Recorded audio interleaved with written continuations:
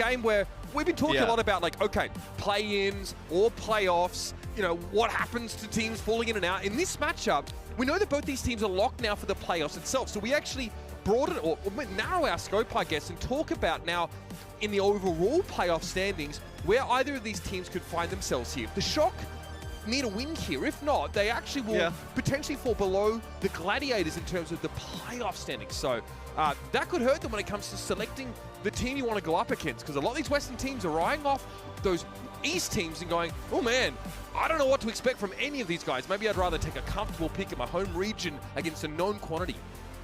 Right, and I'm typically pretty high on, like, the London Spitfire. I think they've had a good year. I don't really agree with Johnny, and I guess, like, you kind of think maybe London in this series, like, has a good shot or, you know, the better odds than people think. That match the other day against New York was really close. They were running the Reinhardt comps, but then they were even getting pushed off of that by just, like, basic Winston play and, like, even a little bit of Zarya. And, you know, if you remember, like, London's attack was awesome on Paraiso, but like their defense was like non-existent, and they just kind of like were not able to play Zarya comps, not able to flex over to anything, which I think that's a big worry here against the Shock. Yeah, maybe the Spitfire's approach looks a little more flimsy up against a more solid roster like the Shock, but as Johnny said there, looks a bit stability dated. Has been brought into question. Mikey's going to be starting the series here, and it makes me think, okay, maybe that Winston makes a comeback here. Again, San Francisco want the #2 seed in the playoffs. That's what they're looking for here. London, though, a win for them bumps them up to a #7 seed in the playoffs, pushing Atlanta to 8th. So there is still a lot on the line for both of these teams. And again, I think it's worth discussing this change for the Shock. Proper now has said on his stream, I'm a good Sojourn player.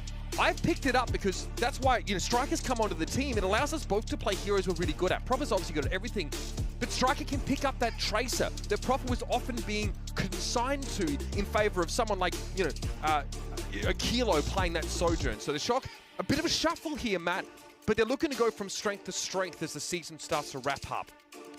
And obviously, if you're playing the line game, you know how impactful Sojourn is, right? So you put in what most people think is like Rookie of the Year, MVP, most impactful player for your team on the most impactful hero, and you're hoping that kind of like leads you to victory. I think the thing with the Shock that you look out from now going into the postseason is like tank play, right? With Mikey and Kalush, and we can talk about that as the series goes on. Let's talk about the London Spitfire. Nothing too surprising here. Admiral and Landon in terms of the supports. That'll be the starting lineup today. With Hottie in, this is the exact lineup they ran all of yesterday, playing a lot of those rush comps. And I think one of the, you know, the biggest parts of the London Spitfire's arsenal has been Landon showing up in their Baptiste. I think it was talked about in the pre-show a little bit there as well. Baptiste started to make a comeback, right? Playing alongside Ryan in the case of London, but often with many other teams alongside the Zarya. Landon comes in at 2nd in the league for healing done on that Baptiste, 4th for elimination. So getting involved in a lot of these fights. He's been a key part of their lineup. And what Sparker did yesterday was frightening for anyone going up against the Spitfire team. The shot on Gangnam Jim as he tries to drop down and use that sound barrier, forcing the Ajax. London have got some really frightening weapons in their arsenal, and Backbone's such a good facilitator. It's Sombra or it's May. Whichever pick it is, Backbone is really contributing in a less tangible way in those team fights, but setting up Hardy, setting up Sparker to do their best work. And also, like, this is a team that, you know, we know the heroes that Hottie can play. If those are not the heroes that kind of come in towards this, you know, end of the season stretch, right, and going into playoffs, you have Poco on the bench, who is tremendous at the Zarya and the Diva, like really one of the more standout players that we've had in the league on those heroes. So you're not really worried about your tank line there for London, where I do kind of worry a little bit, like, about the Shock. And I wonder where the Shock season would have went if a lot like how the Atlanta Reign, how they kind of committed to, like, hey, well, look, like, if Hawk's going to play Winston, like, he's going to figure it out, right? Like, if you kind of took that approach with Kalush, because we've seen him play all these heroes at a really high level. Shots have already been fired in the match chat. Backbone, unreal, underhanded, already just trying to fire people up. They were, they were letting Gangnam Jin know yesterday that he did not drop the beat a few times. No, it was it was the spaghetti that went tumbling instead in that game. Maybe the Shock harder team to rattle though in that case. Mikey, obviously, we've seen him on the Orisa. Against the Reinhardt, feels like a pretty strong pick, right? Really able to work the Reinhardt shield down from range and forces Hardy to think about, playing corners and trying to get as close as possible to Mikey without giving up that shield durability. Yeah, and the spears, whether you're going to get the spear thrown at you and then pin back, or, it's kind of spinning into you, really, displace, get a little bit of a speed boost, difficult to deal with. And look at this. The Shock will come out. They'll actually play the Zenbab with a Junkrat here. So, Junkrat, we have not seen a ton of, this but is a counter to work pick. down Orion Shield, obviously, yeah, devastating. This is directly a counter pick, I think, to what the London Spitfire run, where it's like, hey, look, if you're going to beat us, like, try and speed boost into this Junkrat. But looks like Admiral with some help from Backbone on the other side of the map. They go on a bit of a flank, and they get two. Proper, the prince that was promised, sent careening into the ravine to follow the rest of Mondada's gold, Matthew. Not a great start for San Francisco, but someone who really should be able to do work against Striker on that Junkrat. Soldier. Yep, Soldier 76. More shield pressure? I feel like these teams are like trapped in time somewhere. These compositions are from like way back. As the Soldier's an odd choice. Because look, I mean, just ran down as soon as that hack comes in. As you do have Mikey taking out Hottie on the other side of the map, but there's really no point pressure at all.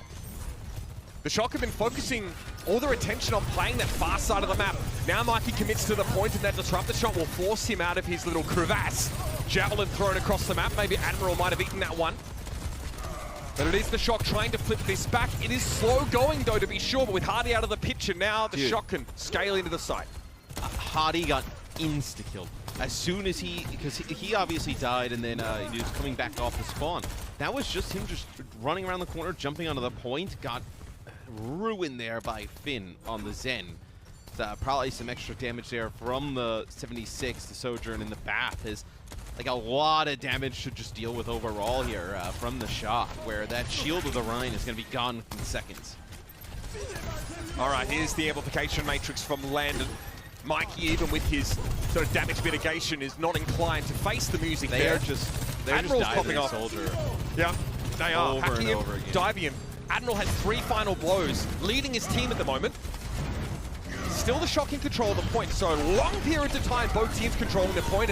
Perfect response there to the Javelin spin. Hardy going to try and charge him, but takes a face full of damage now. The Discord Orb on as well. Immortality field in play. It's going to be removed by Admiral, who finds yet another kill. The Lucio is going absolutely wild. Hardy swinging for the fences here, able to get rid of Finn, and it's just Mikey on his own. Orisa, not nearly as scary when she's on her lonesome. And the Spitfire flipped the point during the fight as well. Oh, and there's no shot that the Shock, like, win that fight, even with the Transcendence there. I mean, you have the Immortality field. That health pack that Hottie is standing on is hacked from Backbone, right? So you're getting that Mega really fast. Just puts them in a really difficult spot as Spitfire go up 70% and counting here as, overclock could be the difference. Surge available here from Mikey, but yeah, that's not where it was intended to go. Didn't expect it to get much. Disrupted. Violet down to Sparker though, chiming into the start of the fight. Now the overclock in play. Finn fall into a fire strike as well. And now there's no backline left for the Shock. This goes from bad to worse and gets compounded even further now as the Shock get turned into a bunch of orange pretzels. 97% and counting here. Striker against the Reinhardt. That tactical visor just doesn't seem to have the bite to back the bark. And they're putting, the Shock are putting absolutely zero pressure on the back line of the London Spitfire, to the point that, like, Backbone and Admiral, Backbone playing the Sombra and Admiral on the Lucio, are just going on these flanks, just being able to take out Striker every single time on the 76. 76 was not really impactful at all. I mean, maybe to work down some of that Rhine shield, but constantly out of the spawn, getting flanked over and over. And, I mean, what do they come back with here? It looks like the Shock hovering with the 76 potentially still with the Farah, but I imagine this is going to not be it. I mean, we'll see. It's a very odd comp. Okay. So Farah, no mercy. Striker going to play the Sombra here with the ball in play. The ball is going to be a really easy hack target. Now Mikey, obviously a classic pick for him. Very disruptive composition selected here for San Francisco. Proper also can, be pretty safe for the most part. Again, a charge Sojourn shot is, well, you know what, cast the curse. We'll move on. Landon's able to pick Proper off as he floats down to the ground less than gracefully. Yeah, I mean, kind of like the idea would be here for like the ball to put some, backline pressure on, and then really just kind of trying to bait the London Spitfire into getting aggressive, maybe with that Lucio speed boost going for the Zen and the BAP immortality field, able to keep some of them alive, and then the Far able to put down some extra damage, but the Far are already out of the way. I think this makes way more sense with the Sojourn in the mix rather than playing that Far. Yeah. Very quick switch back now for proper Mikey Hack, but very healthy. Adaptive shield getting full value there. Mr. Churning mass of Spitfire personnel. Landon's very low and hacked at the moment, but it's an immortality field thrown down. Sparker wants to pressure out Violet here, and yeah, he'll fall. No one paying any attention to the Sojourn, getting a lot of charge here. Notice Sparker aiming at the mid-body, not at the head there, to make sure that he can actually hit some of those shots. And it will be London controlling the point even further. And we've seen Sparker have some really awesome games in the league this year. But the last match that we saw play against New York, and then even the start of this match, he's been on like another level. It feels like every time he's got a charge up shot, able to get the kill. As Mikey now going over to the Winston. So lots of changes coming in here from the Shock as Finn in a really tough way. Oh yeah, Backbone got a little bit greedy there. Some heals coming in from Violet to keep him alive. All right, a little bit of a blooper there for London, but a sound barrier might make them a bit hardier going into the next part of the fight. Speaking of which, the aforementioned is dove in, getting close to that Earth Shatter now, but the only casualty there on the Shock side was an immortality field from Violet, and Matrix went up too. In Striker EMPs, but doesn't look like it really got much. I think maybe just like Landon, but see the kind of like the size of the map, they flipped a little bit as Backbone's now back in the fight. Sparker on the wrap. Okay, here's that Air Matrix now. Not a great spot for Sparker to get full value until he commits to the corner of the point here. More for Landon, where he was tucked in there, and Sparker takes Mikey's head off. Huge high-value kill on the enemy Winston there. He might be hacked, but he can drop and look for the health pack. He's shut down, though. Finn really standing tall on that Zen. It's about time, though, that the Shock get here onto the point. 92 plays 19. Yeah, I mean, sick play by Finn there. Off on an off angle.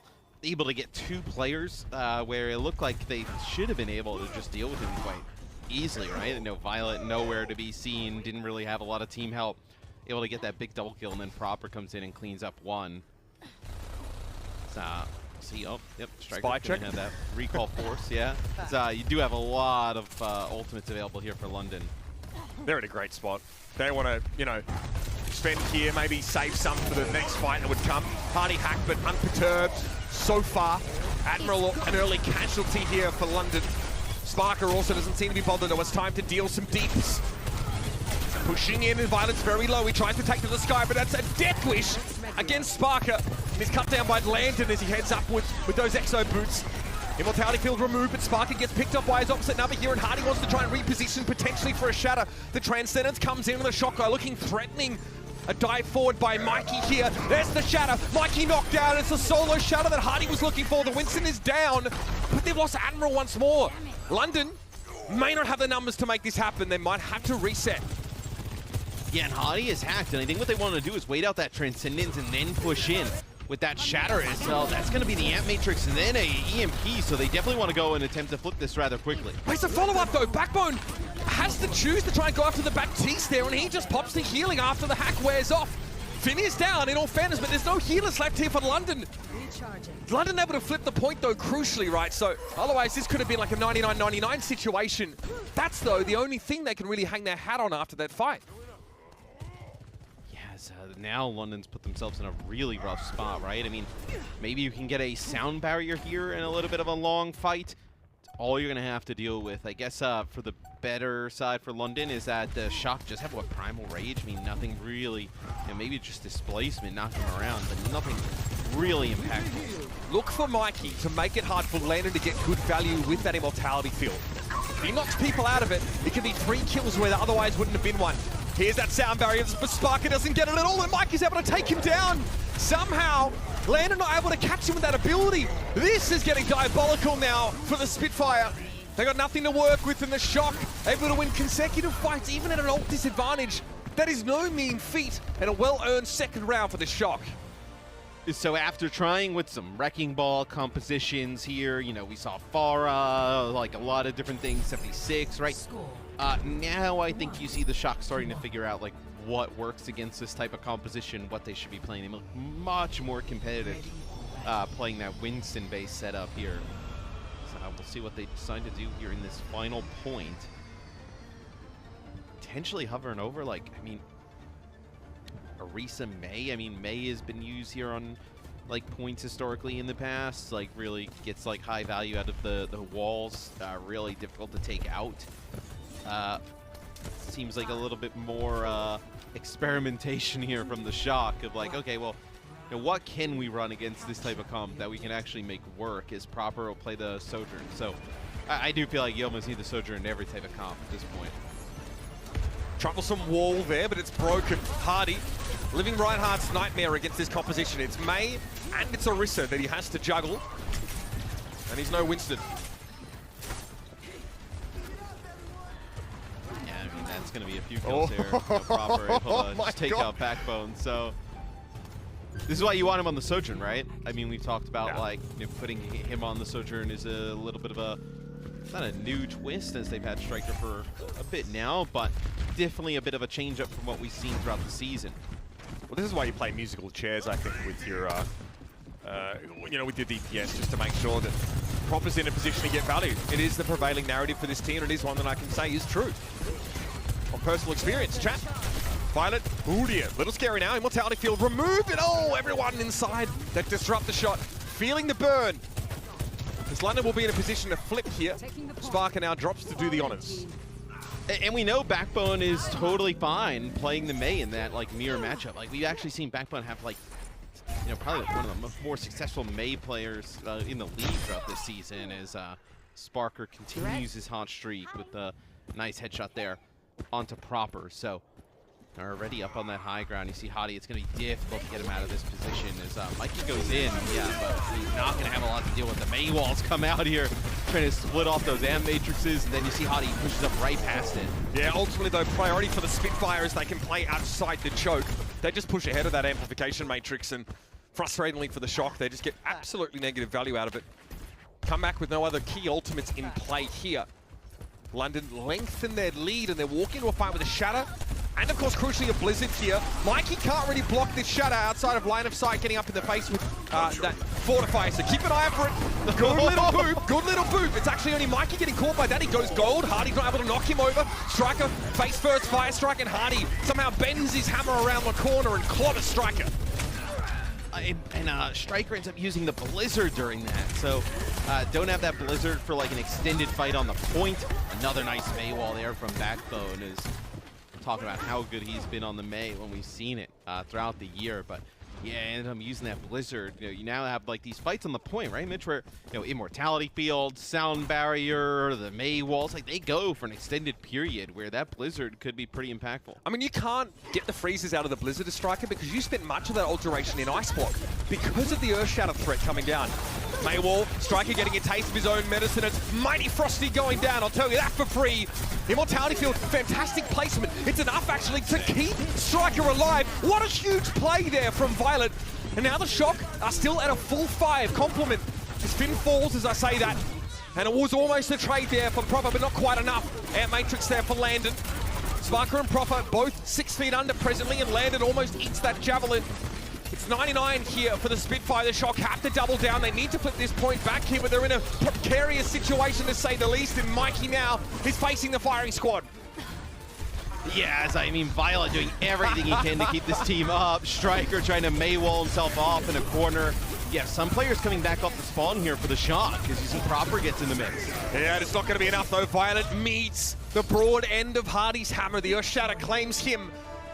San Francisco, stay calm and post the meme. All right, say nothing more and move on. San Francisco dropping a control map here. Very much a trend for them, but I've got to say it's what we saw transpire that should give you confidence in this Spitfire team going forward.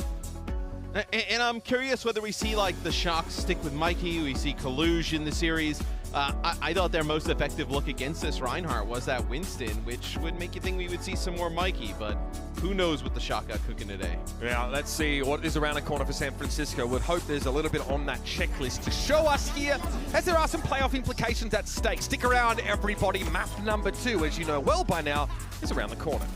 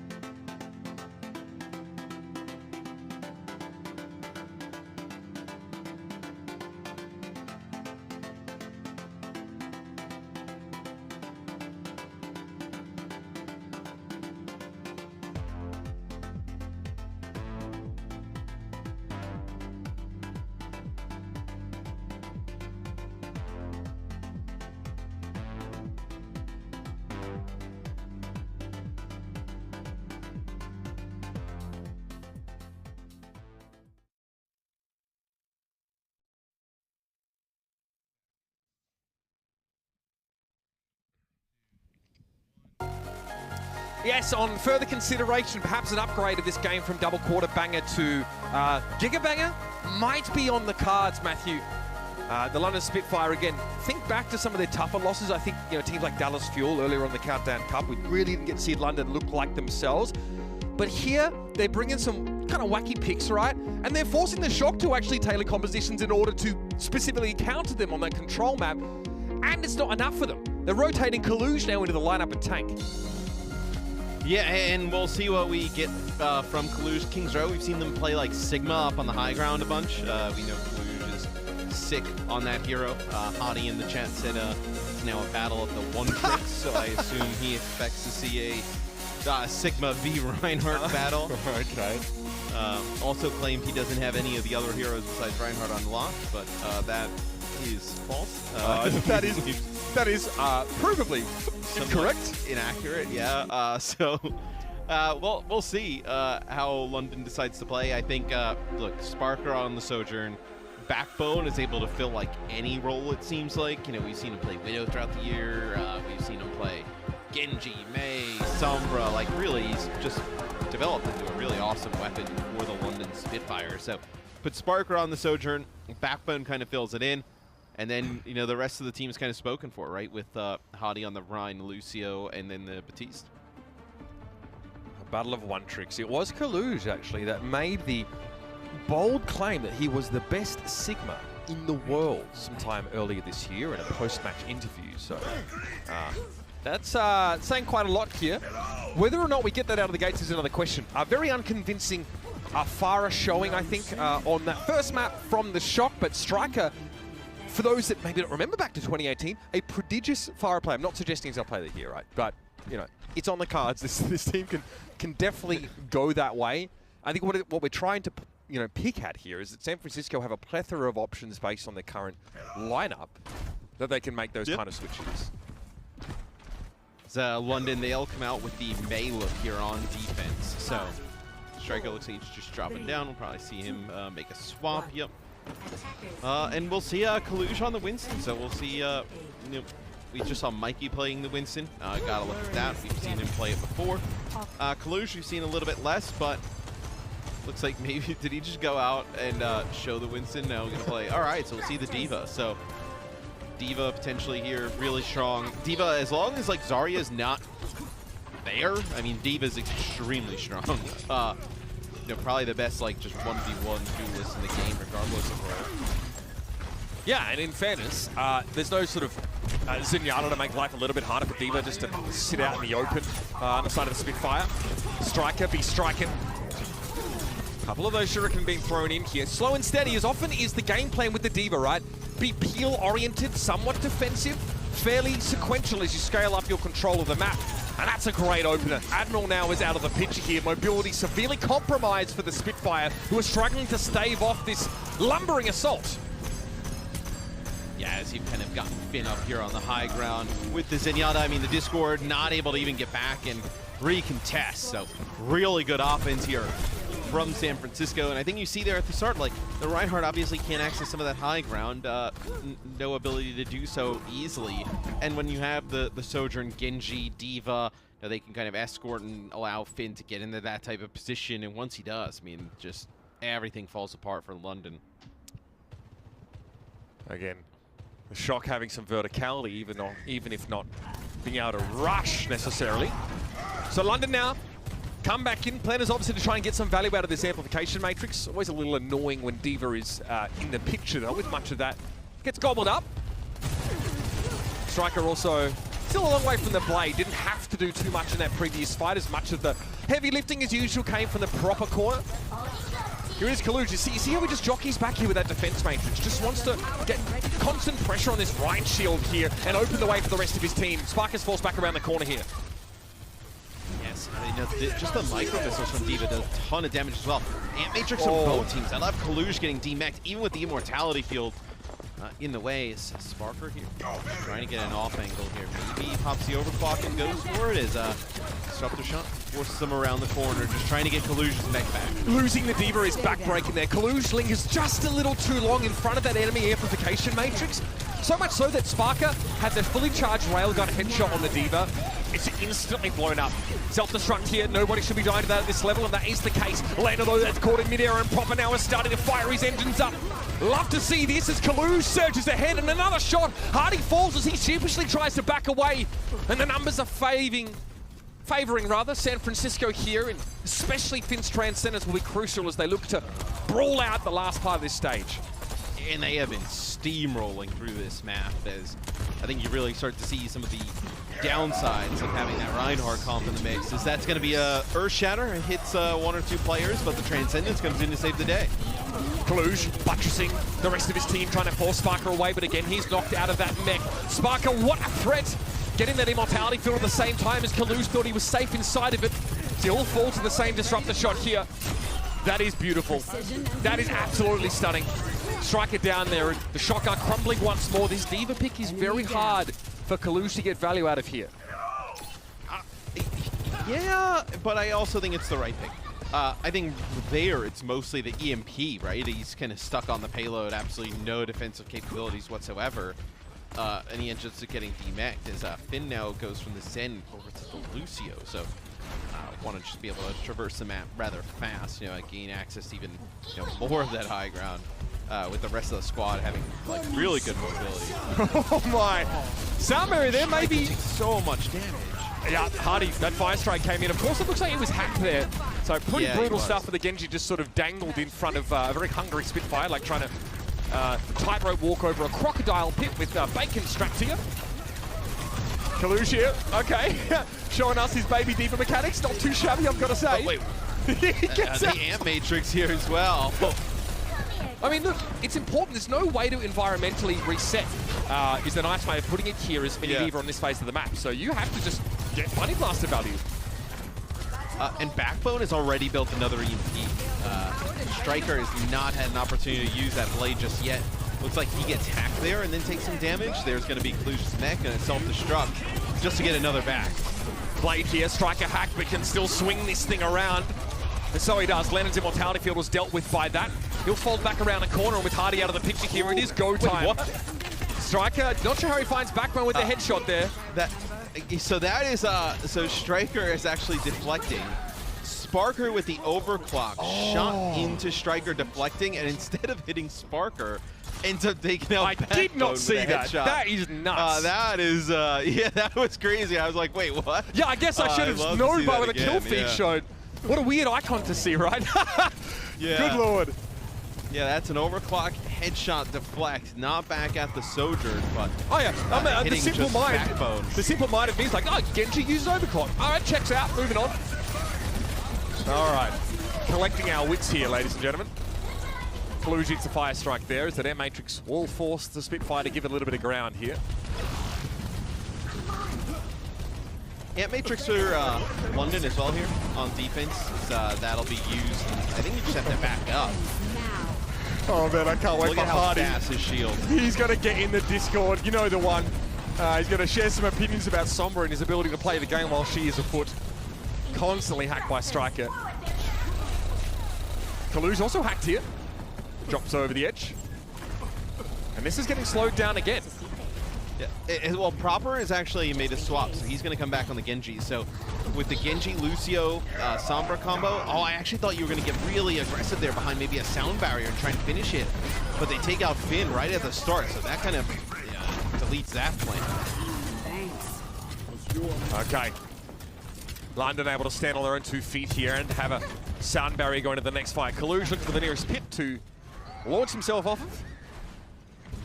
And the Shock now will be a little bit slower in getting all their pieces back on the board. And we'll see how these play out. These are like 4 huge ultimates that are available right now, right? EMP for both sides, sound barrier available for both sides. So, which team kind of gets the most value out of these is probably going to be the team, whether, the Shock complete the map or London gets a hold here. Striker's found a hole through enemy lines. Guess what? Back to business. Force Hardy to turn his head there, and EMP. That one you cannot shield away. That's brutal. Dude, I mean, yeah, there's, we can talk a little bit at the half. There's nothing you can do about that. It's, Admiral with a sound barrier, though, and you get a Proper, so maybe this is doable for London. Sparker's on the way back as well with an overclock here. Could be a chance for a power play from the defenders. Time ticking down, 25 seconds left in the round. Colosseo again is hacked. Striker trying to do the same from above, but I think Landon there cleaning up Striker with the help of that Ant Matrix. Striker very low, trying to go for a hack and revealing himself for a split second. Ends up getting himself killed. And there's 10 seconds left to go. It's on Sparker here to shut things down now with the timely Sojourn ult. And you still have Finn's sound barrier. He still has not found a great opportunity to drop the sound barrier. Wait, make a huge impact. The Striker will get there to touch. Only 2 players got that sound barrier there. That's not ideal at all. San Francisco maybe felt like they had no choice, but they've lost that ultimate now. It's expired from the only 2 that it was applied to in the first place. And here comes Sparker. Looking mighty scary here. Violent pressure on that high ground, and of course Sojourn's got to be nasty once she builds that charge. Quick translocate out there by Sparker, and the Shocker running on fumes. And even those dissipate like a fart in a field. It's going to be the Spitfire to hold on here in the last part of the map. So what I was laughing at there is just from Hadi's POV, there's just like absolutely zero counterplay from one of those scenarios where, so Striker tries to hack him from behind, Hadi turns and gets the shield, which kind of like interrupts the hack. So what the Shock decided to do is Violet rounds the corner and he drops an Amp Matrix. So Hadi now has a decision. Does he keep his back to the Amp Matrix and prevent himself from being hacked, or what he ends up doing, which is probably the best chance of existing, turns around, puts his shield to the Amp Matrix, but then just gets hacked from behind. He has absolutely no way to play that situation greatly. I think they actually drop an Immortality field to try and help him and like kite a little bit of it, but yeah, really rough spot to be there on the Rhine. How much do you think the popularity of Sombra comes from her hack lockout duration being increased from 1 to 1.75 seconds recently? I mean, look, if you can take, there's just so many powerful abilities. If you can take any of them offline, especially like where you have so much extra damage in play, like for instance with the Shock composition right now, right? Now you're able to hack that Reinhardt between Sojourn, the buffed Sombra damage, Sigma, Zen, like, you know, if that Reinhardt doesn't get behind cover in like, what, 2 seconds, he's like basically dead. Oh my god! Backbone's like, oh, okay. Yeah, I think I just saw Backbone's eyebrows climb up into his hairline and stay there for a while. That is a shisha, if I've ever seen one. Beautiful salvo from Finn. So, no warning shots fired from either team. Striker Tracer here. How interesting. This maybe defensively doesn't feel like... look, you don't want to rush with this sitcom, I think so. Capitalizing on a hacked enemy main tank isn't something you can do nearly as easily when you're playing a more of a poke comp. I also think the Tracer is probably easier for him to contest the point, as you see Hadi standing there motionless. Oh, what is this spot? Excuse me? I don't know. That's a cool little spot. I'm about it. Yeah. Normally you get kicked. There are some spots that kick you off after a set period of time. That one obviously is fine. I guess. Ooh, proper. What a frosty reception he receives from Backbone. An ice spawn lobotomy. That's brutal. Yes, Violet's still up there on the high ground where that's what I thought that you would use the Tracer for, is to just contest that first point. And you see Striker already going back over to the Sombra. I think the Sombra, because you're not going to, there's no like real high ground here. There's nothing that you have to contest for a long period of time. The Sombra, you're going to get much more value here. As we'll take a look here from Violet's POV. I think a part of it's I don't know, the accretion does it. The accretion I actually thought hit when we saw from Backbone's POV, but man, I mean, no, even with getting that first kill, Backbone just goes over the mate, and it's a easy point A take. Yeah, Spitfire had plenty of time to work with, in fairness, and that hasn't changed now, heading into the second phase with over 4.5 minutes of the map. Kaluge, Winston, hoping to try and ignore or circumvent Hadi when possible. Propper's done that nicely by plucking Sparker from the bunch. Yeah. Hadi wants the fight to come to him to some degree. Kaluge wants to play around the corner. That is just absolutely harebrained from Hadi. Big charge and no payoff. Yeah, you know, loses one and then maybe tries to make a play for Finn all the way out there. Obviously doesn't make it all the way, but no. Let's see if the Shock can actually hold this type of composition, right? This is kind of similar to what they did on our first map on Nepal, where they were able to, you know, get a round win. Can they make this work here on King's Row? I think this would kind of like give them a little bit of an out, right? If they see like a Rhine comp or something like that, you know, as we move on into the playoffs. Oh, that's scary for Colosseo. Oh, what? Somehow he's able to get landed. That's ridiculous. Maybe the Amp Matrix, maybe there's a small gap in that Maywall. Unclear, but that's ridiculous that he gets away with that. And London sent that there, right? I mean, they ran in, they had an Amp Matrix, they walled him off, they had a Blizzard in play. And you're still not able to get a That's a big EMP. Call me Ezekiel Mack, because we're headed back to the Amish plantation, my guy. Lights out. Yep. Exactly. Now, Backbone pushes through the middle of the street. Yeah, I think there's maybe like 10 people who think your references are funny, but, you know, I'm sure those 10 people are thrilled. Oh my god. I could be nice yesterday because it was your birthday, but now I can just go back to being but you mean. just saved it up. So you may as well just been mean to my birthday and you just got on with the job. Admiral Soundberry here. The Spitfire desperately trying to start a fight, but the Shock is so elusive. Keep slipping between their grasp. Again, they try and circle around. They catch Finn, who doesn't quite have that mobility. There's no Lucio for disengages here. Eventually, you do catch the Shock and get a key pick. But that cart, not a lot happening in that regard. They're trying to win a clean fight here. The Shock trying to make this very difficult as Kaluj has Primal here to prolong his lifespan, and he pops it now. Yeah, and he's going to need it, right? Because they walled off that corner, so he's going to be able to make it back to the rest of the team. But really, like London rotates around and maybe tries to like force players off of the high ground, like thinking they're a threat, but there's really nothing going on over there. Sparker now gets on the high ground though with the overclock, as that's going to be useful. Able to pick up 2, gets a kill on a proper here at the end, as this will get the payload moving. It's a tough job, honestly, for the Shock. They do well to avoid that alpha strike from London, but how do they work around Hardy and find these key targets when Admiral can sort of just boot people away and Backbone has so much survivability built in?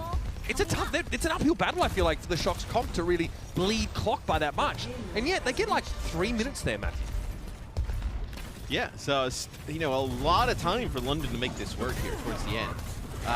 Ant Matrix available, Hadi just with another charge on in. I mean, it looks like they send Hadi in with a charge, maybe see if they can get the Shock to be a little bit aggressive, and as he's going in with the charge, he like cancels it and they get a May wall in play, try and like bait people in. Shock giving up a lot of space here though, Mitch. Like, you're gonna put yourself in a situation where it's like one fight territory.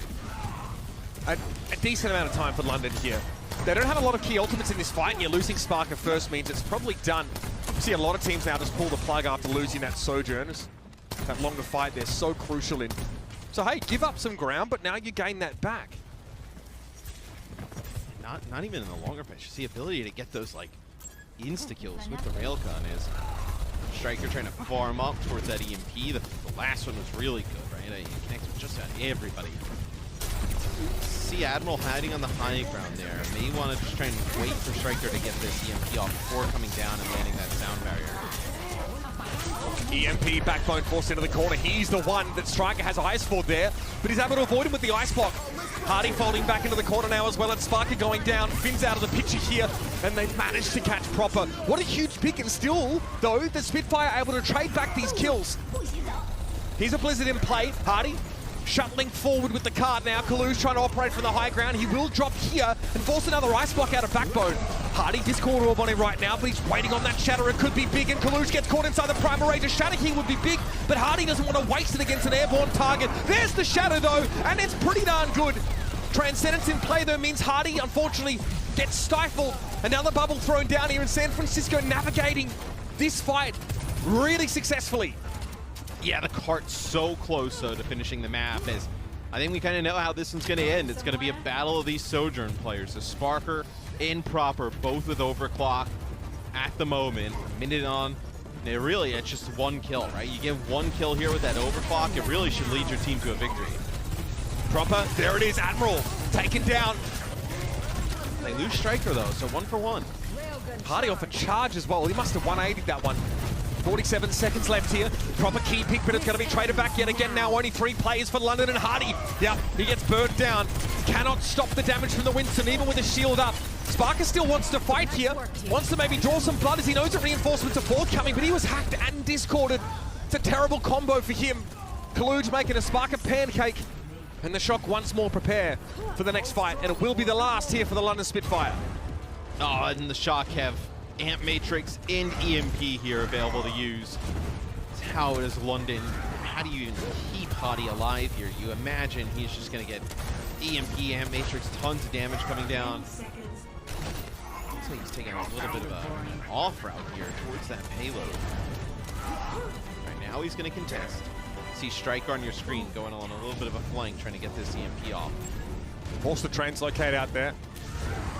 Kaluj. They're just trying to contest and play for beat here, or Amp Matrix. That's Amp Matrix. what it seems like. They have to force Kaluj off the card here. Kaluj can't LOS safely, I'd say. even with the card in play. Here's the EMP though, and Landon is in trouble, can't keep himself alive.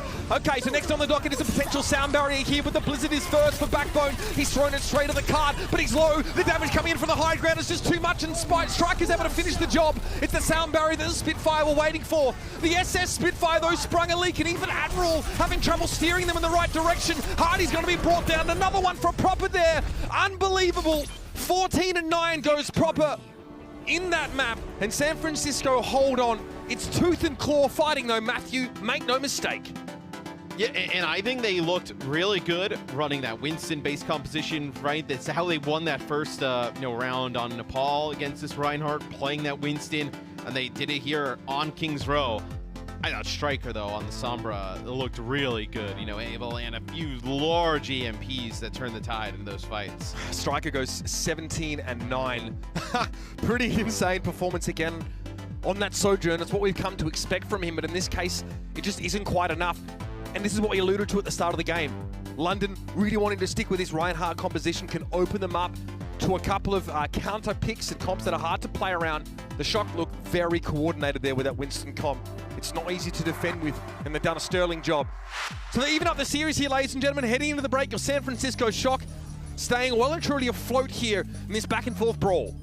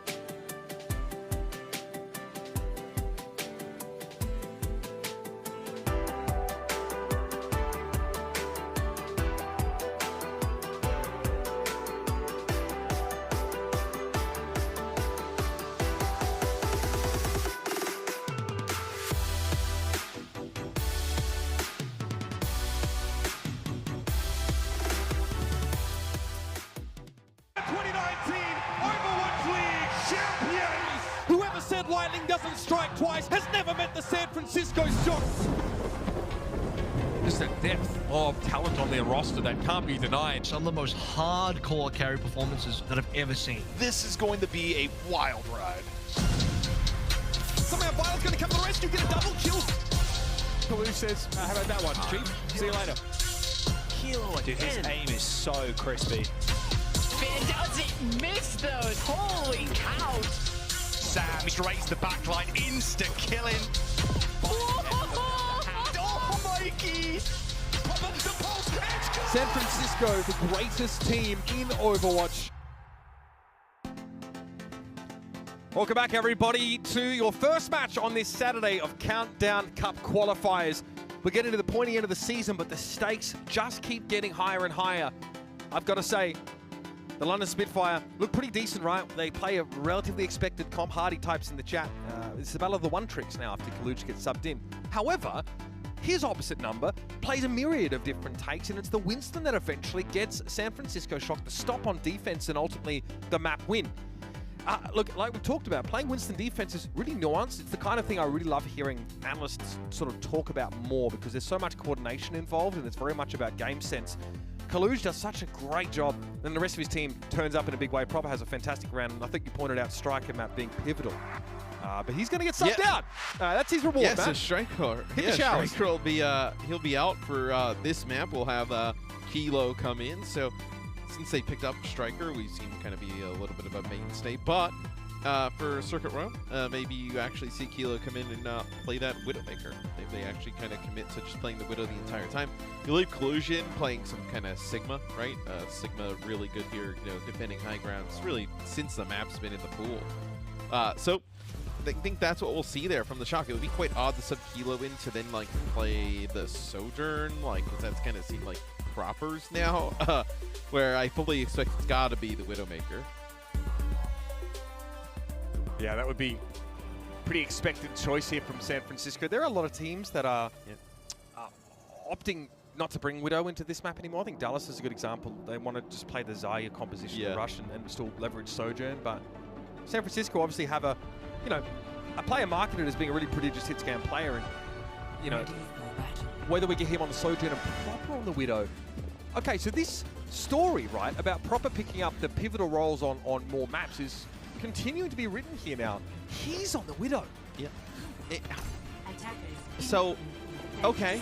But I wonder, like, why not just leave Striker in? Like, because let's say if you wanted to eventually play, you know, I mean, there's got to be probably a situation where you would probably want Striker playing the Sojourn. Like, if you got into a situation where Proper can play Genji, right? And Striker can play the Sojourn and also have the flexibility to go to other stuff, you probably would want that. But they'll play Sojourn Widow with the Sigma. So, see London, they'll continue to play this Reinhardt-based style. All right. Very poke-centric setup. I mean, I'm excited to see what Proper can do here, cementing that sort of statement that he really can do it all. Could happen here if he has a pop-off performance. Pretty standard stuff, though, having a reposition player in that Ryan shield. And again, tough to find great value here as this choke is very good for Hardy just to screen off. Backbone. Kind of going hunting there, right? Going around that outside, figuring out who he's going to hack. A lot of spy checking here. Yeah, just relaying a lot of information to the rest of the team. Ilo has an idea he's around. Oh, yeah. Oh, my, whoa, goodness. Hardy just materializes in front of him as Backbone tries to go for the hack.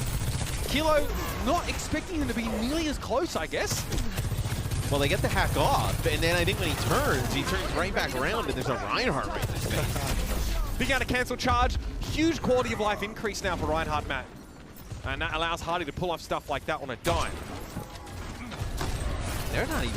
They don't seem concerned at all about Proper's Widow up here on the high ground. Right, they're not sending Backbone to put some pressure on it. They're not really worried about, like, you know, even kind of sending shots his way. He's just putting in damage down onto the Rhine. That's a nice shot, though. Admiral down here. Nicely done. Proper's able to pick him off. 2 kills for him. Sparker eventually going to shut him down. That's enough, though. San Francisco Shock, they get what they were looking for the poke comp. Enough space made for Proper to strike at the heart of the enemy formation. I see Sparker still wants to take a fight here. So he'll come around the corner a little bit low, getting some healing at range. But you have the Flux here, so Kalush, opportunity to land a big Flux now with the Intrasight, being able to see where everybody's coming from. All right. Proper warded away here by this Disruptor shot now. Backbone going down early. Looking good for London, or rather, the Shock, sorry. Proper's able to just snap one onto Admiral. Can you fight this out? You have your Sojourn, you have your Reinhardt, you have your Baptiste here, and there's now that you lost. It's the Reinhardt position that was weak for you, I think, right? He's just going if you kept the Rein, alive there, and Kilo ends up popping. Oh no, actually doesn't actually use overclock. He just kind of hits it with a rail shot. That's the overclock from Sparker. But if you keep that Rein alive, there's a chance you can actually just like get onto the payload and just bully people off, right? Because there's no Sigma to take up that space. 33% scoped critical hit accuracy from Proper. So really, that's a very solid number for Widowmaker. Anything, above that 25% means that you're having impact, providing that you are firing enough shots, which is obviously not a concern. 4 final blows for the Widow on the Shock side. No vaya a ser que lo necesite. EMP here, online for Backbone, just kind of figuring out who they can line up. As Finn's been doing a really nice job of avoiding getting hit by these, whether it's EMP, whether it's Shatter, and coming out with that Transcendence. I think they're just trying to force that out. Yeah, that's what they're trying to do. Sound barrier to get in, force the Transcendence out. Now they would have went in. Yeah, here's the EMP. I'm surprised he ended up using it even with the players down. Hardy there, going to get shut down. I think the Shock say, we'll use this Transcendence if we can turn it into a fight win and more ult charge coming out. So you sort of say, oh, London forced that ability, but the Shock are happy to spin it if it's a fight where they can get a big cleanup. 10 seconds left. I do think they ended up forcing them to do it, right? They used the sound barrier in, speed boost, got right up into Kalush's face and big damage. You're forced to use it to keep him alive, to keep balls in a really rough spot. Backbone gonna get there just a touch, but you're gonna lose him. Yeah, that's devastating now as Proper can go upstairs once more. In for a sight. Huge in a fight like this. Sparker down, Proper finds his head, and Admiral has to be careful. Air Matrix in play, but no one has the gall to use it when there is a Widow on the hunt. Nicely done there, Kilo, finishing off Hardy, but another headshot coming out from Proper. And I'll give you the read on how he's looked in this round so far. Yeah. I mean, 42% scoped critical hit accuracy. 7 final blows, 1 death. That is 7 of 17, just to be clear. Yeah. So, look, I mean, there's a little bit where he wasn't hitting a ton of shots and then just kind of started to heat up, go off over the last part of the map, where not a good push really there for the London Spitfire. Once the Shock started to really clamp down, it was really that just opportunity with the beat into forcing out the Transcendence and then kind of thinking that you could, like, they tried to disengage, right? They speed boost in, get Hardy in the mix, put him on Kalush, the Transcendence comes out, they try to speed boost out. I think Kilo actually hits like a shot with the railgun there, which takes out one player, which then I was surprised that Backbone followed up with an EMP, because you probably, at that point, I think it was like 27, 28 seconds on the clock. You could have actually probably backed up around the corner and got like another attempt at it. But they end up deciding to use the EMP, and it goes for nothing. Hardy making what resembles more of a plea at this stage from Kalush, saying, mirror my Ryan, please, is the unspoken last word on that sentence. His Reinhardt struggles in that round. I think this is such a clinical demonstration of why the poke composition is so powerful and why so many teams opt for it on this map. And now you get why Kilo comes in. Really solid Sojourn play from him, which we know he can do. We've seen it before, legitimately, and we've seen it at LAN. But Proper being able to... Wait a minute. No. The Capitan. Okay, the convoy is out, and the president... Wheels mode activated. All right, Basti now can obviously go into that tank mode map for a short duration, and it shreds shields. It really does. The ultimate is a bit lackluster, I think, out of like his kit. I think actually like the grenade does like pretty good damage. Actually has like a little bit of knockback to it too. The primary fire is, works at really long range, like surprisingly long range. But this is why you really want the bash. I mean, this is just lots of damage that you can't really do anything about. one of Bastion's weaknesses in the past, right, is his immobility during tank mode and the fact that he has to reload during that duration. Both those now are traded away for it only being a set duration of being able to be in that state. But when he does, he's very, very good at just knocking down things like Hardy's shield or basically mowing anybody down if there's no Reinhardt shield in play. What a filthy pick. That's so nasty. He also, like, people complain about Cassidy's, like, HP. I think it's just because, like, his hitbox, like, Bastion's got, like, 300 health. I mean, actually fuming out there. Hardy trying to play around the corner here. Fire strike through the air. Matrix doesn't connect. Oh, watch out! Bastion trying to go for it here. Mortality Field with perfect placement, and Finn helps the rest of his squad burn Hardy down. Admiral trying to get his hands dirty here, but unfortunately, it's just the viscera of the Spitfire littering the battlefield after the shock are done with them. Bastion makes an appearance here for Proper and a sly smile on his face. Frankly, it's just a good pick in a situation like that. In a very niche situation, sure, it ends up working out there for the shock. They don't even really need to take point A right before it. They're playing the Reinhardt, just big damage down from the Bastion, just keeps backing him up, depleting the shield. Eventually you win out over time. San Francisco now, again, showing us a little bit of what else is in their arsenal of tricks, and that one was pretty darn compelling. Again, the one-dimensionality of the Spitfire being exploited. Do they have another mode, another look? They're going to have to dig deep for it if they want to stay alive in the series after this.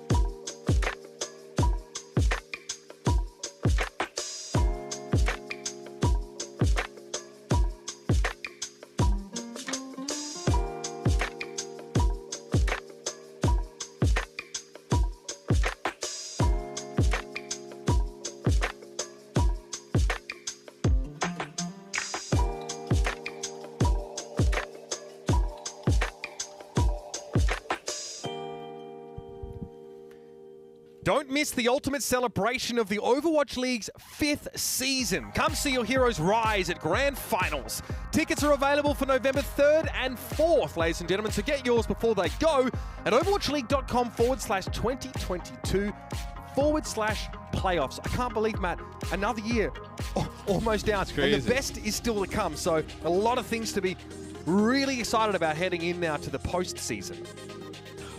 We were just talking that Dante's tweet killed me about the Bastion. Can you imagine if, like, it got to the end and all of a sudden you just saw like it was almost like a proper got like 30 kills without a death in Call of Duty, just just dropping like 50 missiles from the sky in London. Oh man.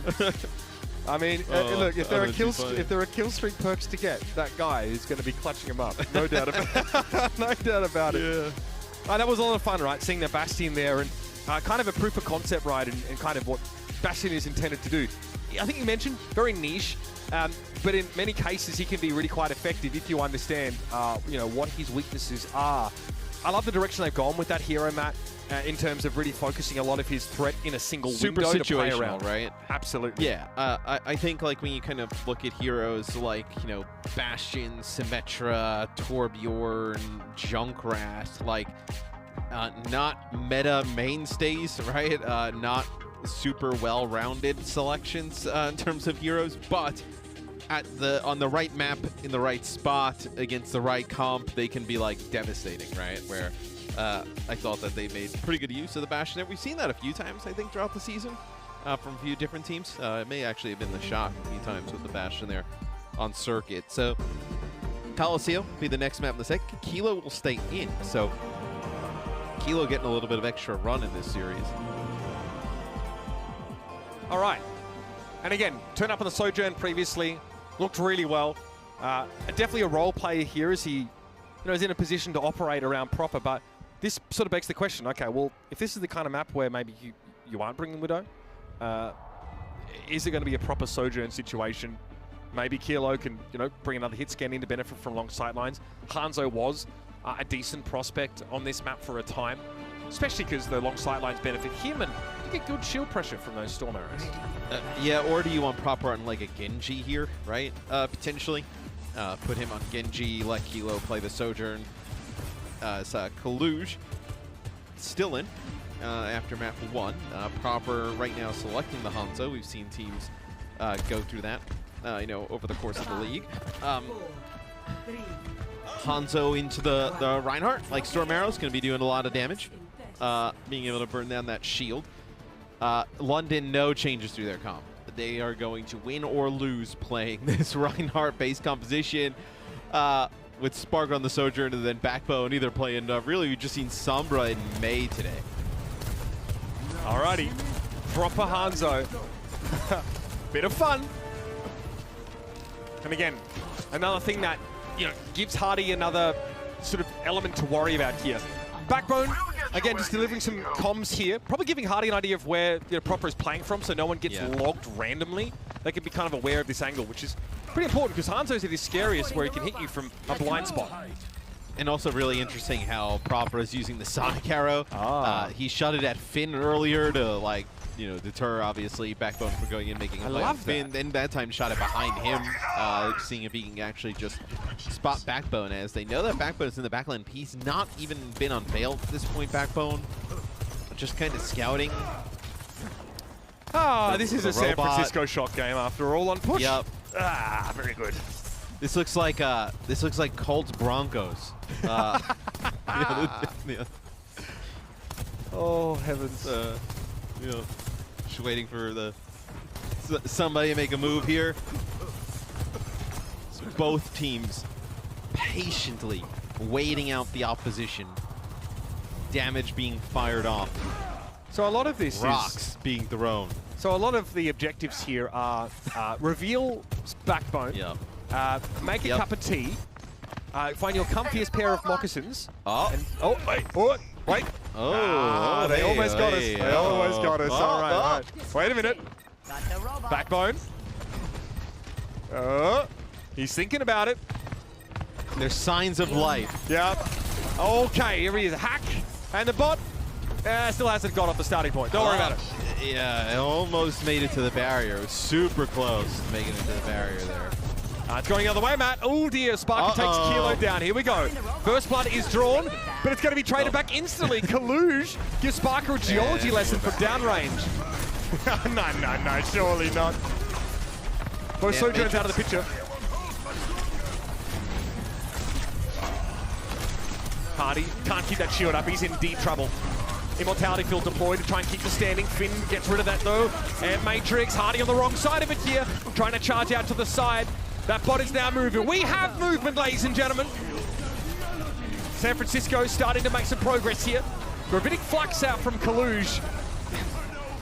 That'll get them on the road. So that was about 3 minutes of just stalemate there. Middle map as maybe now Proper will go over and play Genji. Oh, this is going to be a shatter around the corner. Nice answer there, though, from Finn. He's been really on point with the Transcendence, whether it's dealing with the shatter or the EMP throughout the series. Does mean the threat of that EMP, though, heightened somewhat. There it is. Violet going to get caught midair by that one. Admiral know exactly where he had to be looking. Kaluj gets brought down. Definitely a weakness here for that poke-oriented composition, having those abilities taken away. Now London can get the bot back to neutral and start a push of their own. Let's go, team. Time to push. There's not much gain there by the shot, right? 35 meters, not a ton. Really, since the adjustment, right, having 10 minutes on the clock, you've seen a lot of teams actually get significant amounts of push. Kaluj over the Winston, so this has been working against this type of Reinhardt comp. Oh, but right there, Hadi out of nowhere with the charge. Yeah, Kaluj definitely not ready for that one at all. London able to extend their push now a little bit more. Sound barrier going to be thrown in for 3 players, and Kilo will retreat back to the high ground. Railgun is definitely looming as Admiral almost gets a face full there. Headshot, and it would have been a different story. Sparker trying to inflict the exact same kind of pain now as the overclock is pulled out. A lot of damage being applied to Kaluj, and he has to give this ground up. This puts the Spitfire now in the lead, and they're still fighting for it. Don't slow down. Yeah, and this may be a little bit harder to fight this Reinhardt in the close quarter areas as opposed to some of our other maps that we've seen throughout the series. Where it's a little bit more open. It's Violet with an Amp Matrix there on the high ground. Not going to get much value out of that. Maybe felt that like London would continue to move the bot around the corner, but London decided to back up. Yeah, he definitely reads something else in London's intent there. Either way, enough to well and truly dissuade them from trying to fight any further. Kaluj, oh man, he jumps away, but Violet gets caught out in the open there. Hardy lands another huge charge. First on Kaluj, now the Baptiste of Violet. And we're back to business. And business is good for the Spitfire. It's a 9-meter lead plus an Earth Shatter in Hardy's back pocket. Pretty scary against a Winston composition. Proper does get hacked there, but he's able to dash away in time. And London don't even look concerned about getting more progress. They'd rather just take these fights in this area of the map where they feel like their composition is better to be fighting it. They already have the lead. The Shock probably need a fight here and another fight to be able to take the lead back. So I feel like they have like a 2-fight buffer and they can fight here. Hardy cops an absolute pasting. Doesn't expect Proper to be working there from the sides. A lot of deflection going on here, but the Harmony Orb's not going to be enough to keep Proper standing after Sparker turns his gaze in his direction. Primal Rage, we're coming up on that one. Kaluj may be able to control the high ground and give the San Francisco Shock an easier method of pushing through this rather scary part of the map. They are behind still. We're already halfway through the game. Yeah, well, we lost 3 minutes to absolutely nothing but, you know, garbage time. 3:55 on the clock though, Matt, you are correct. Primal here, can he catch Sparker? Kaluj opts not to invest any further. The Shatter comes in from Hardy. Kaluj doesn't have any swings with the Primal left to disrupt him, but his presence is enough to force Hardy away from that fight. And so there's no real follow-up on the Shatter at the end. Yeah, this all allowed the Shock to end up taking the lead. They still have some big ultimates to kind of get potentially that checkpoint. You know, get Butt Scratcher, which would be huge, right? Now you have the you have both support ult and you have Blade, which Power's Blade's been on point all season. I think they're just waiting for this EMP to come out. I think that's really like, they don't want to burn anything before that EMP, and you see where Finn is playing. He does not want to get hit by it. Sound barrier makes sense for the Spitfire here. They get a feel that the Shock are actually trying to plant some roots and fight this Proper. Speaking of which, Robot is on the move. deflect the fire strike there. Blade came out, but very little to do with it. Instantly blown up as the EMP came in. The rest of the Shock likely to get folded here, and they do. Still a lead now for San Francisco. They add about 30 meters to their total in that push. Yeah, they don't exactly get the checkpoint, but they get very close. I think this is going to make it significantly harder now for the London Spitfire, as you can't exactly just take these fights, exactly where you want, right? They've been stopping the bot around this corner and taking the fights mid-map. The Shock are fine for them to just sit there and waste their own clock. Like, that's a benefit to San Francisco at this moment. Kilo, a quick assassination would be huge. He's not able to find it though, but it was an immortality field leverage to keep Sparker fighting fit. And he's overclocked now. He's waiting for a chance to get value. Proper, we were always hoping that he'd drop down into that. Proper, annoyingly contesting the bot via his deflect on top of the bridge, buying some seconds for San Francisco, but losing Finn here means that they've got to be very careful going forward. There's also another sound barrier coming up for Admiral. He's built that awfully quick, but it doesn't matter. Violet's going to work down both Lennon and Sparker. Send the London right on back to Lumbridge again. Yes, now you get the bot going the other way. Primal Rage had to be used there by Kalush, but you're going to have Kilo with this overclock. If you can get him set up on the high ground maybe a little bit before, get a player coming out of the spawn that's not really expecting from him to be playing from that type of position. Maybe catch somebody off guard, but look at this. Hottie gets right back in the mix. Sound barrier shatter, they probably feel like they can play pretty aggressive. Yeah, Hardy wants to play this corner. Huge shatter! He turns the corner. Even Finn knocked down at the back, but he's a little out of Hardy's reach, to say the least. Not so for Sparker, though. Great follow-up from Sparker on both backliners. And now London trudge back to where the fight is going to be at its fever pitch. 47 meters. 1 minute and 3. Numbers, ladies and gentlemen, but they mean something here as the Spitfire have to win this next fight. Otherwise, this is looking dire. And I think they're in a great position to, right? Backbone has been sick with his EMPs throughout the day. Admiral with that sound barrier. You see Backbone right behind Violet there, getting ready to use it. It's perfect. It's just sublime. The Transcendence does get there somehow, but it's not enough to keep Violet in the fight. Kilo now needs to go big here. The Immortality Field, though, stands in his way, thumbing its nose at him, but he's able to pick Hardy off at the very least. Now he'll work around. He's on the safe side of the Amp Matrix, but not the safe side of his own team. The Spitfire come forward, Matt, and you pointed out perfectly that EMP was the linchpin. Is that kill onto Hottie enough, though? You're going to have Violent here back with Proper. That payload's going to stop a little bit. Yeah, Kalush is here, so you already have the blade. So you may that kill on the Hottie may have been enough. Immortality Field throw down, but who's going to be? Proper's blade is shut down! That is a backbreaker here for the Shock. They've lost all their key players now, and in overtime, the Spitfire get over the line. What a comeback in the final moments, and Proper gets absolutely blown to smithereens as the Spitfire chalk another one up. I mean, that is a game-changing shot there from Sparker, where you think Proper gets into your backline with that blade. He doesn't hit that shot, probably takes Sparker out, maybe gets another kill or two. And that could be the Shock's match, where huge play there from Sparker to force this game 5. Love to see that. What a photo finish there on Colosseo. And you were right about it, Matt. EMP was big, and losing Hardy wasn't enough to stop the London Spitfire. San Francisco just gets some jitters at the end of that round, and it costs them dearly. We're headed to a map 5 after these messages.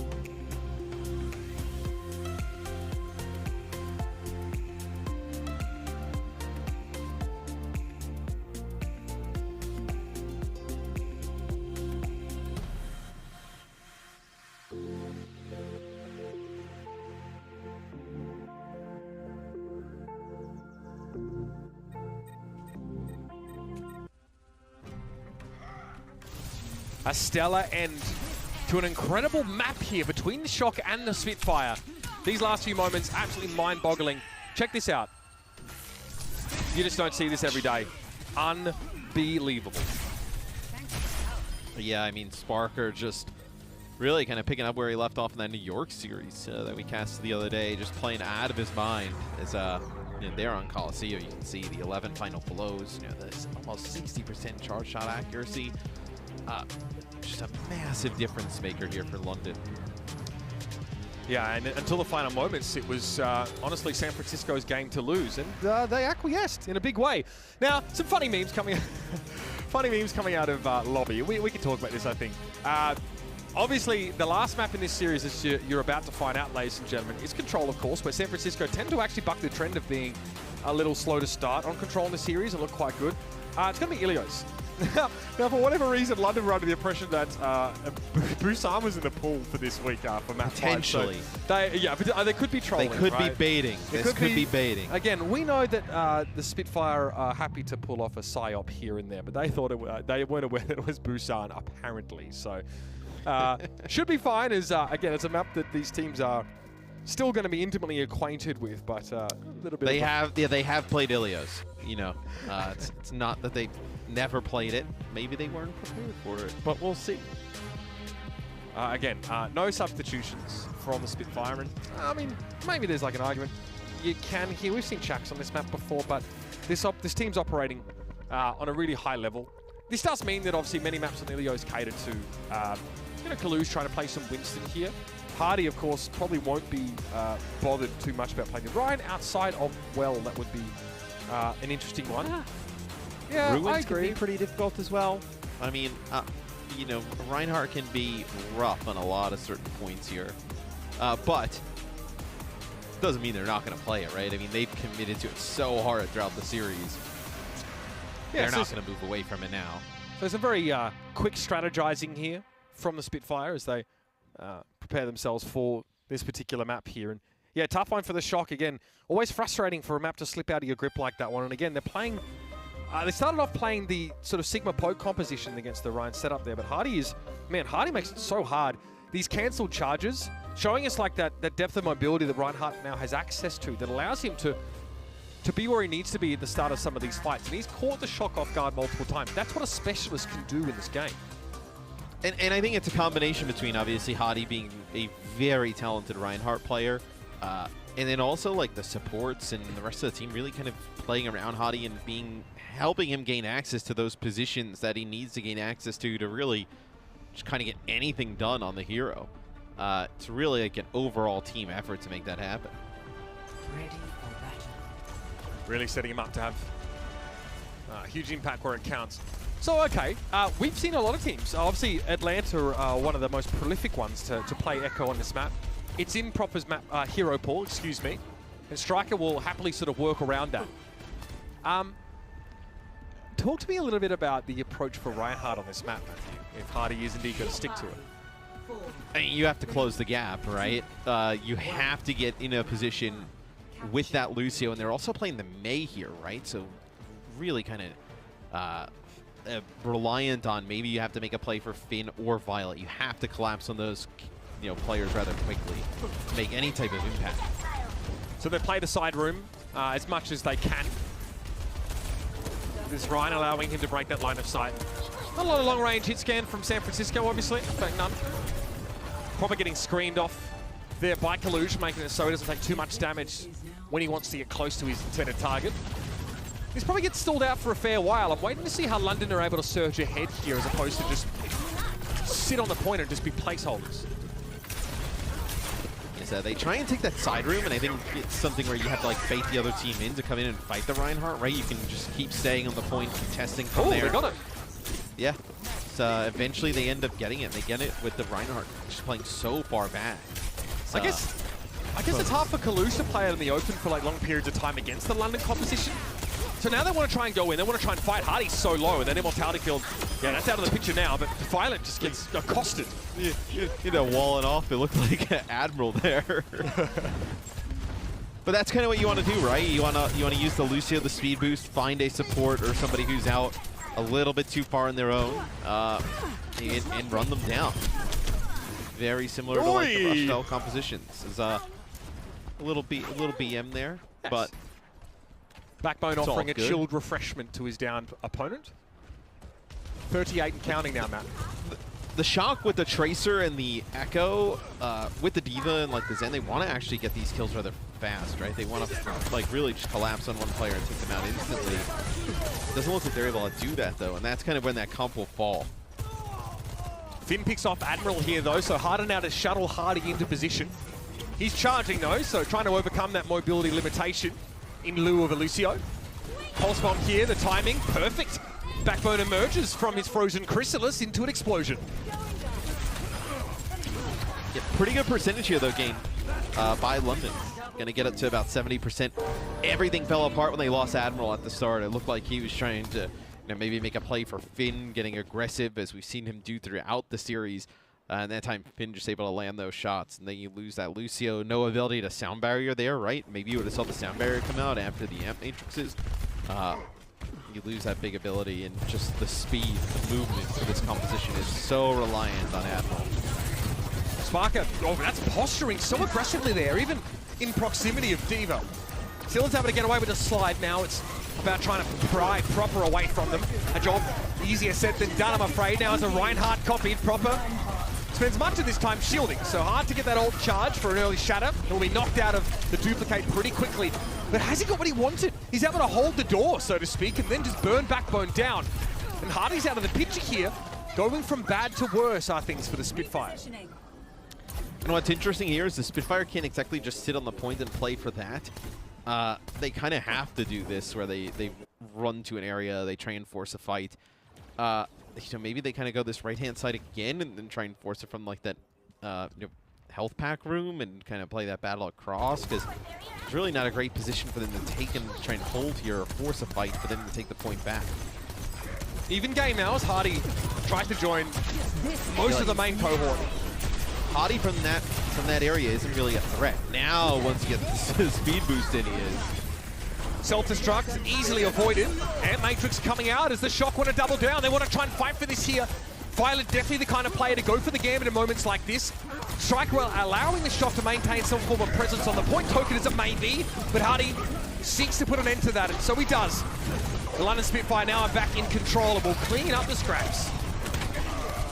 Oh, and Hardy actually goes in. Violet's still alive. Striker actually jumps in the pit to reset. And I wonder if they thought that they could actually just push up, get Kalush out of mech with Hardy there.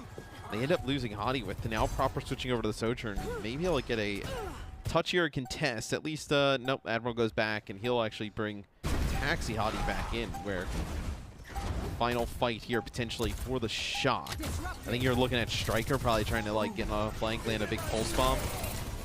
Potentially on Landon here. Gotta be a big one. Okay, sound barrier now, 5 players for the Spitfire. They'll be topped up nicely. Still waiting for Striker to find blood. Finn going down first as Landon is given enough space to find a key kill across the map here. I mean, it's too late here for Striker, honestly. Just the one elimination is Hardy, and now he has to face the entirety of the London Spitfire. Just not enough, Matthew, as London outlasts the Shock here in this first round.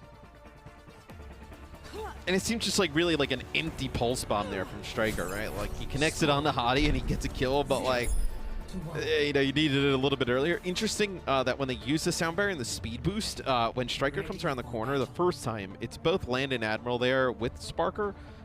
Landon actually pushes in with the Reinhardt in the Lucio. So when Striker turns the corner, probably looking for that pulse bomb again, Landon's nowhere in sight. It's just Sparker, and that's when he opts to like try and duel him a little bit, not exactly use it on the Sojourn. Sojourn obviously way harder to hit than some of the other heroes. But interesting kind of wrinkle there from London, actually having the Baptiste go in with the dive. And Landon actually in that fight's the first one who picks up a kill, that time on the Finn. So using the Baptiste in a really offensive manner. Striker can't pressure him enough, right? That's kind of what results in that, like you put it. Yeah. We've spent so much time talking about the limitations of London wanting to play the one composition, but we're being forced to eat our words now in the back half of the series as London are able to find ways for this run just to make perfect sense in many cases. And that requires Hardy to be extremely skilled. Like I said, that's what a specialist will add to you. Cluj steps up to the point first here. He definitely wants Hardy to try and get off that high ground and make it harder to shield his team playing from a lower angle. He'll oblige. I think let's see how Colosseo ends up, working this Zarya in as he goes down to about 50 HP. Beautiful immortality field there, able to keep him alive. But the Zarya seems to be the tank of choice for a lot of players right now. Extremely strong. You're able to generate tons of charge. Lots of different ways you can use both of those bubbles. Backbone goes over the Widow, now goes right back over to the Mei.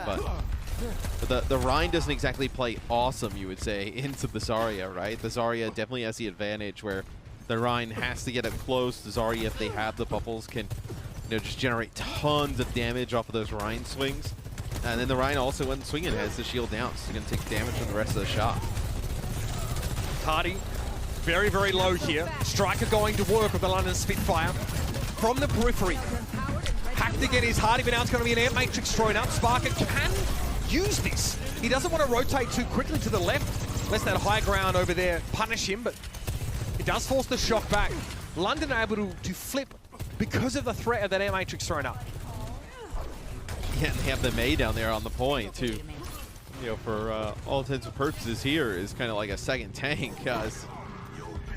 Colosseo will move on to the point. Striker looking for a spot to land this EMP. Nice hack there on the Hottie, so don't exactly need to use it right now, but see, London just playing from all different areas. Makes it hard for him to figure out where he's going to land a big EMP from. Here it comes, EMP.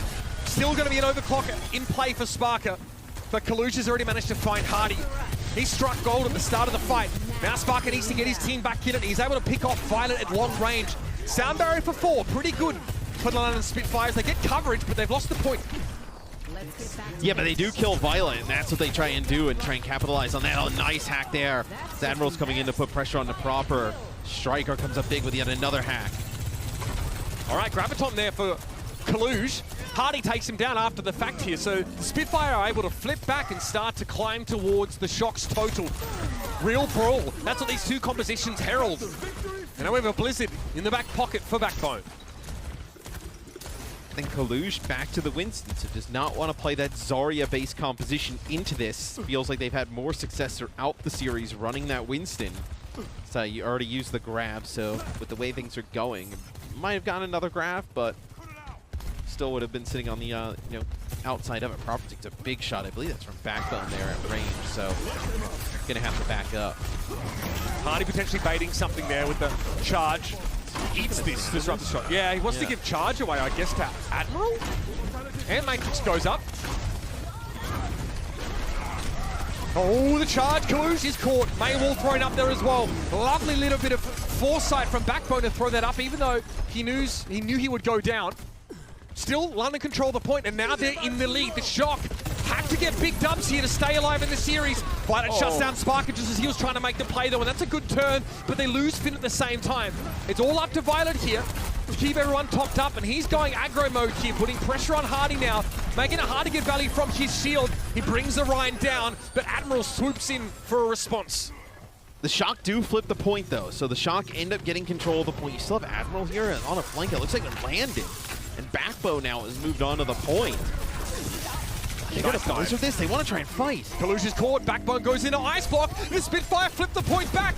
Proper has to play from the vestiges of the point right now and doesn't have a great target with the sound barrier in play. He's trying to work Backbone down and the hack was there. Ice Block wasn't available for the Mace, so it is going to be the kill. Hardy there. Coming back off spawn. It's going to take a while though. Proper stands on the point now. Yeah, able to get rid of that immortality field with the Spitfire so close, but there's one more fight to go. Yeah, as you're going to have Backbone, he switches over to the Symmetra here. Maybe just TP, try and get there fast. So now goes over to the Tracer. Maybe they'll just get Holly out of the spawn, but Landon with an Amp Matrix could be the difference here up on that high ground. Desperation. Hardy touches in the background. Of course, a key Amp Matrix going to be thrown down, and Kalush has a Primal Rage. Hardy, his life is being cut awfully short, but Spark is able to strike and find Finn. Now it's upstairs for Kalush with a flailing fist, but Sparker is able to avoid most of that pressure. Immortality field goes down. Sparker leaves it, but Hardy falls to strike his Tracer. The Spitfire here have to find a way to break back in, but Kalush is so low. They're trying to chase him down. Immortality field trying to keep him alive. Kalush is still standing somehow. I can't believe they've kept him up. Violet drops in with the extra healing, and San Francisco are going to take it to a third round. Oh, they got Kalush so weak, but not able to finish him off as they lose Finn. Violet, the only support there at the time. Amp Matrix down on that point. Immortality field. I mean, Violet on the map is just insane. It's like having an extra DPS, also pumping out the most healing. We know how sick his aim is as well. Definitely makes you pay when you go in a little bit too deep, as this one comes down to one final point of control. So I will say though, Mitch, I feel like the two first points we had here don't really suit London's comp the best. I feel like if there was one of the points that would be really good for this Reinhardt style, it would be here in Lighthouse. So credit to the Spitfire getting through two tougher stages for the Rhine. Able to land now on a beneficial one. God, insane moments in that last round. These guys are really leaving it all out there, I've got to say. Spark are 10-5 right now, leading the lobby, but everybody really getting their hands dirty. Up to the high ground we go here. Kalush will be waiting. He sees it coming. Oh, that's not good. Yeah. Backbone, living dangerously. And it looks like they don't want to invest like Immortality Field or anything at that point, right? Because they need it for Hottie. Baby Diva? Okay. Admiral shuts that down. The Spitfire fold back and try and make sure the Mini Diva's out of the picture here, but the shot get a pretty clean cap and strong positioning for a later fight. Losing Finn, not great here, but Proper can equalize, and he does. The Sojourn battles here. Proper with two, Sparker with one. Both of these players just back and forth, Sparker with another kill. As it's really just kind of like, you know, Sojourn v Sojourn at this point.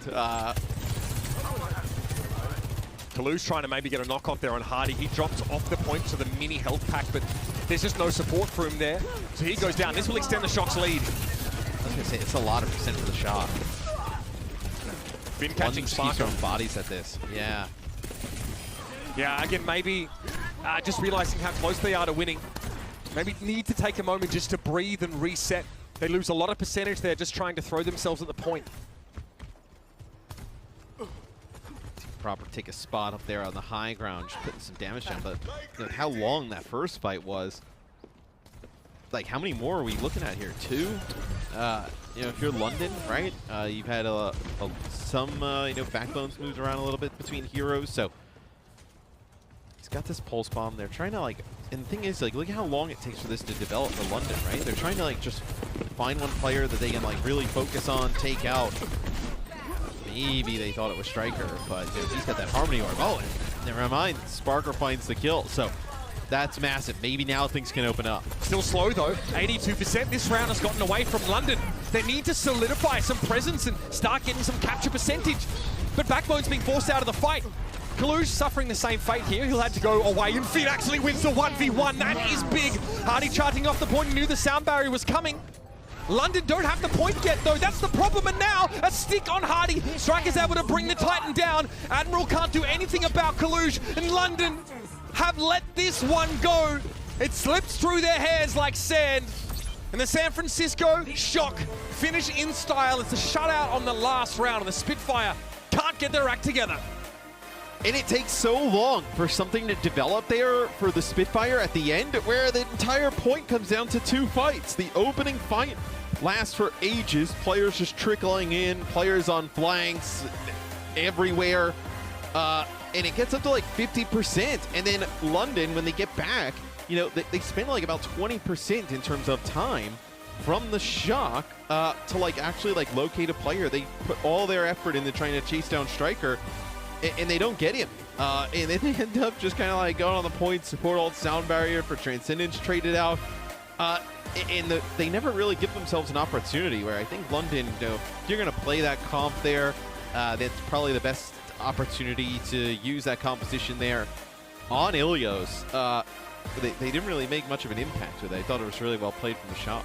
It's a visceral feeling, the nervousness from that London team, right? Go to the start of that round where Backbone drops down on the Mei, right? Kind of gets caught out. They try to wall Kaluj off, and he instead just gets picked off by D.Va charging into him. Switching to the Tracer then, and I mean, Backbone's just not unable to make it happen. It takes far too long for them to get a target isolated and pick them off. There's a question of maybe staying on the Mei, who's so good at catching people out and giving you a player advantage, might have been the more advisable approach there. But London, it looks like they're just constantly on edge, on tilt for much of that round, and the veteran experience, I know saying that about a shock team is mostly young and many rookies here, really pays off. Fantastic match, a fascinating one to go back and look at how these two teams are demonstrating where their strengths are. I'm impressed to see the Spitfire get so far with their composition. And at the end of a 5-map series, I can't really go, hey, you need more in the tank role, because I just, you know, Hardy again silences the doubters by showing, hey, I can get it done on Ryan any day of the week against any comp. It's really impressive to see. But now the Shock have locked up that second spot in the playoffs. Yeah, huge for San Francisco, right? I know being able to get that like selection there towards the end, pick their opponent. I think they definitely want to like avoid a team like Spitfire, who could come out with some shenanigans in the playoffs, right? You know, with these Reinhardt-based comps that maybe a lot of other teams aren't running, aren't used to playing against. I recuse myself from selecting player of the match here because I'm so affected by recency bias and flashy DPS plays. But our player of the match today has been selected as Proper. Someone who, again, is reinforcing this idea of being put on the most pivotal role and, you know, being made to succeed or being set up to succeed, right? Seeing much more Sojourn from him. We also saw the Widowmaker on Circuit Royale, which was by the numbers, a very, very solid performance, right? Scope critical hit accuracy was really, really high, finding a lot of impactful picks. The guy can do it all, and basically you can't doubt him anymore in that regard. No, and I thought he was really good today for the Shock. I also got to say, I thought the supports today for the Shock were like, in some bizarro world, we've talked so much about like Proper that I feel like Finn and Violet have gone under the radar in some capacity. That's the curse of playing with this guy. Yeah, where I thought you know, Finn on the Zen and you know, Violet, specifically on the Batiste there towards the end, especially on Ruins, was sick. But you see, you know, now that you got Proper on the Sojourn, right? That's kind of going to be his go-to. He's able to, you know, play this hero at a really high level. Where, look, I think you put him in the same category, at least for me, as a player like Kevster, who, regardless of what hero Kevster plays, like, you can say he's like one of the best in the league at it. There's no dip in terms of performance between, you know, some of his most known heroes and other heroes, right? Where I think Proper, you know, now that we've seen him play the Widow and Sojourn and other heroes, you can definitely start saying that about him. Because you really look at like the body of work for a lot of the season, it's really been like, you know, Tracer Genji's been unbelievable, but now starting to see a little bit more of what he's got. Definitely kind of goes into that, at least for me, that Kevster category, where Kevster, I think, you know, he's just unbelievable. He can play everything at insanely high level, where I think Proper, definitely obviously in there now.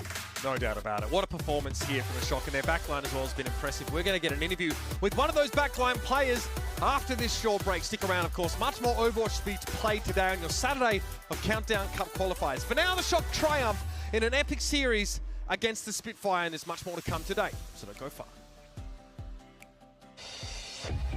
The Overwatch League is brought to you by Upper Deck, the official trading card of the Overwatch League.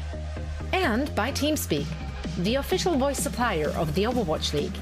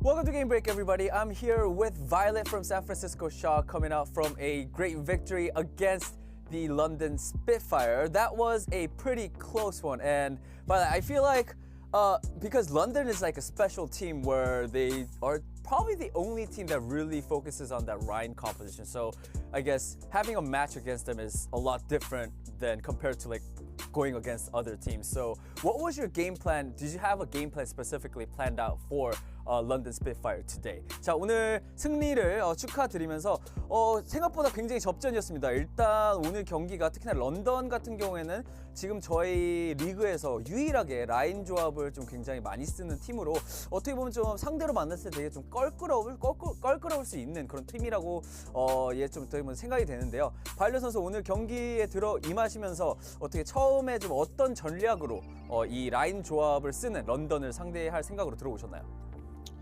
일단은 라인 상대로 저희가 파라를 기용했었는데 쟁탈에서 일단 라인 상대로 한번 파라를 하면 좀 깨부실 수 있지 않나 해가지고 했는데 저희가 아직 많이 연습을 했던 조합이 아니라서 좀 부족하지 않았나 싶어요. 그래서 좀 첫 맵은 좀 힘들었고 이제 다른 맵들은 그냥 젠밥을 유지하면서 좀 라인을 그냥 세게 포킹하는 식으로 그런 식으로 했던 것 같습니다. Alright, so going into today's match, our original plan was because we knew that London Spitfire were going to use the Rhine Cup. We wanted to try out the Pharah because we thought that the Pharah composition, using a Pharah would be probably effective against a Rhine comp. That's why you guys saw the Pharah composition on control, but as you guys all saw, it didn't really work out. And I think the main reason was because we just didn't have enough time to really practice and make that Pharah comp better. So it didn't really go as planned. Other than the control map or the first map, all the other maps I think we sort of switched gears to focusing more on the Zen bat composition and trying to poke out the enemy team and also to sort of get the kills that way on the enemies Reinhardt, and that's how we got the win. Yeah, and I think this win is also a very special one for San Francisco Shock because with this win you guys now lock in the #2 seed for the playoffs. I mean, so you guys don't have to, San Francisco Shock now don't have to worry about the play-ins. Violet, going into playoffs, is there a team that the San Francisco Shock are, sort of keeping an eye out? Is there a team that you guys are sort of, I don't want to say scared, but like you guys are sort of, okay, like we need to be careful of this team. 자, 두 번째 질문은 오늘 승리가 조금 더 특별하다고 느끼는 게 오늘 승리로 인해서 이제 이번 급합 프롭에 들어가면서 2위 시드로 들어가시게 되셨는데요.